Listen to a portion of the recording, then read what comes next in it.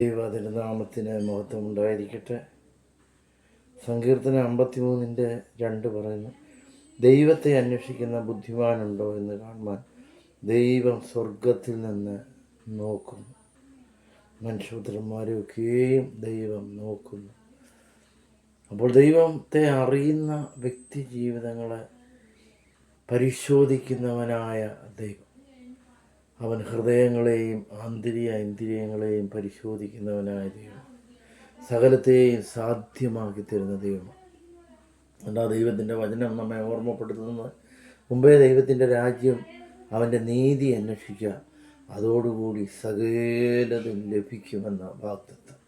അപ്പോൾ നാം ദൈവത്തെ അറിഞ്ഞ ഒരു വ്യക്തി ജീവിക്കുമ്പോൾ അവരുടെ ഹൃദയത്തിൻ്റെ ഉള്ളിൽ സമാധാനം ദൈവം അരുളി ചെയ്യും. ആ ദൈവത്തിൻ്റെ വചനം പറയുന്നു, ഞാൻ തരുന്ന സമാധാനം അത് ലോകത്തിന് തരുവാൻ സാധ്യമല്ല.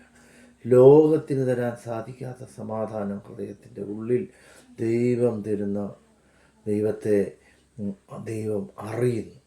അവൻ്റെ പരിശോധിക്കുന്ന ഹൃദയത്തെ ആയതുകൊണ്ട് നമ്മുടെ നിരൂപണങ്ങളൊക്കെയും അവൻ ദൂരെ നിന്ന് ഗ്രഹിക്കുന്നവനാണ്. ദൈവവചനം വളരെ വ്യക്തമായിട്ട് പറയുന്നുണ്ട്, ഭയപ്പെടേണ്ട, ഞാൻ നിൻ്റെ കൂടെയുണ്ട്. ഭ്രമിച്ച് നീ നോക്കേണ്ട, ഞാൻ നിൻ്റെ ദൈവം. ജ്ഞാനിയായ ശലോമോൻ പറയുന്നു, സഭാപ്രസംഗിയിൽ വളരെ വ്യക്തമായിട്ട് പറയുന്നുണ്ട്, വ്യക്തമായിട്ട് സഭാപ്രസംഗിയിൽ പറയുന്ന വിഷയമാണ്. ദൈവത്തിൻ്റെ വചനം നമ്മെ ഓർമ്മപ്പെടുന്ന പ്രസംഗമാണ്. മായയായ ഈ ലോകത്ത്, മായ നിറഞ്ഞ ലോകത്ത് ജീവിക്കുമ്പോൾ യൗവനത്തിൽ നിൻ്റെ സൃഷ്ടാവിനെ നീ അറിഞ്ഞുകൊള്ളുക. യൗവനത്തിൽ നീ സൃഷ്ടാവിനെ അറിഞ്ഞു വേണം ജീവിക്കാൻ. അതിൻ്റെ താഴോട്ട് എഴുതിയിരിക്കുകയാണ്, ദുർദിവസങ്ങൾ കടന്നു വരും. അതിൻ്റെ കാരണങ്ങൾ എഴുതി, മനുഷ്യൻ്റെ ആയുസ് എത്ര എന്നുള്ള ആർക്കും നിശ്ചയമില്ല. അതുകൊണ്ട് ലോകത്ത് രണ്ട് കാര്യങ്ങൾ നമ്മൾ ചിന്താഗതി വെച്ചിട്ട് വേണം ലോകത്തിലെ ഓട്ടങ്ങൾ നാം ഓടുവാൻ. ഈ ലോക ജീവിതത്തിൽ നിന്നൊന്നും കൊണ്ടുപോകുവാനായിട്ട് ആർക്കും സാധ്യമല്ല. അപ്പോൾ ഒന്ന് നാം കരുതേണ്ടത്, കർത്താവ് യേശുക്രിസ്തു പറഞ്ഞ്, ഞാൻ പോയതുപോലെ തന്നെ മടങ്ങി വരും.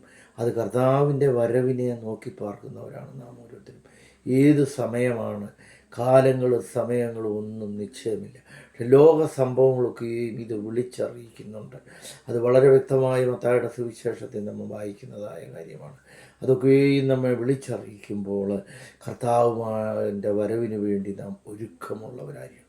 അർദ്ധരാത്രിയിലാകാം, വെളുപ്പിനെയാകാം, ഏത് സമയമെന്ന് കാലങ്ങൾ നമുക്ക് നിശ്ചയമില്ല. രണ്ടാമത് നാം അറിഞ്ഞിരിക്കാനുള്ള കാര്യമാണ്, ഏത് സമയത്താണ് നാം ഈ ലോകത്തിൽ നിന്ന് മാറ്റപ്പെടുന്നത് ആർക്കും നിശ്ചയമില്ല.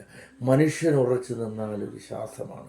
അതുകൊണ്ട് സമയവും കാലവും ഒന്നും നമുക്ക് നിശ്ചയമില്ലാത്തതുകൊണ്ട് ഒരുക്കമുള്ള ഒരു ജീവിതം നയിക്കുവാൻ നമുക്ക് കഴിയണം.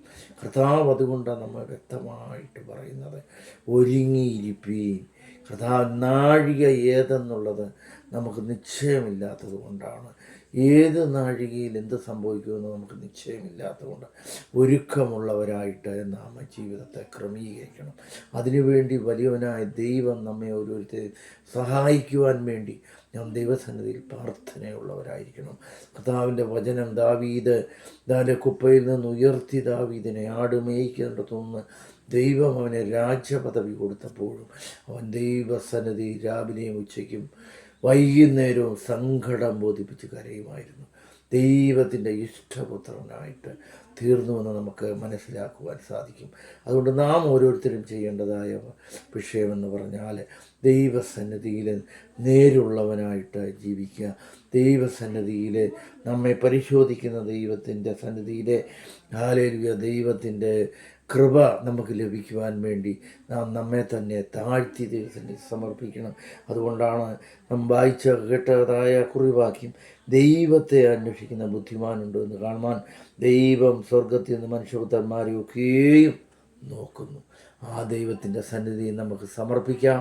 ആ ദൈവവുമായിട്ടുള്ള ബന്ധത്തിൽ നമ്മുടെ ജീവിതത്തെ ക്രമീകരിക്കാം.